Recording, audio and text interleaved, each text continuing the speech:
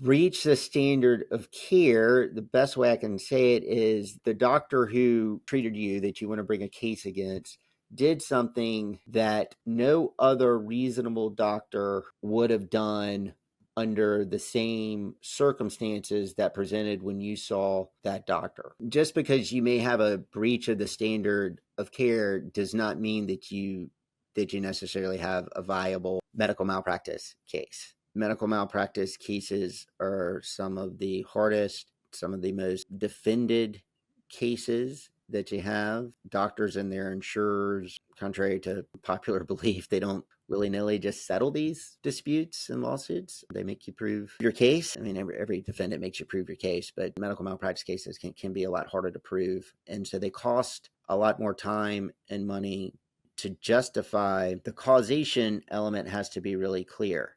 In every case or injury case that you have, there's 4 basic elements: duty, breach, causation, harm. And when we talk about standard of care, we're talking about the second, the breach element. The duty element in the medical malpractice case is easy. Your doctors have a duty to exercise good care of you, so typically you don't have a duty issue.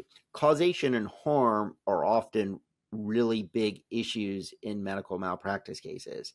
And oftentimes it's difficult with comorbidities that folks have to prove that it's the breach that's directly responsible for the harm that the patient is experiencing, and attributing enough harm to the breach to justify bringing the case. At the end of the day, no matter how serious the breach of the standard of care or what the potential consequences are, the law only allows a recovery for the harm that you actually suffered as a result of the breach.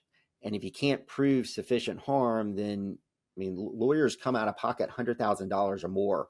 And that's not counting time. I mean, that's literally counting expenses with experts, because they are so heavily dependent on experts to prove your case. And so the harm attributable to the breach typically has to be catastrophic type harm, like a person dies, as in my colonoscopy case, he ended up passing, or serious brain damage, paralysis, loss of a limb, or something that really negatively impacts the client patient for the rest of their life that you can directly attributable to the breach. A lot of medical malpractice cases are not viable, not because there's not a breach of standard of care, but just that it would appear from the assessment, at least, that proving the harm related to that standard of care is going to cost more than you could probably ultimately recover.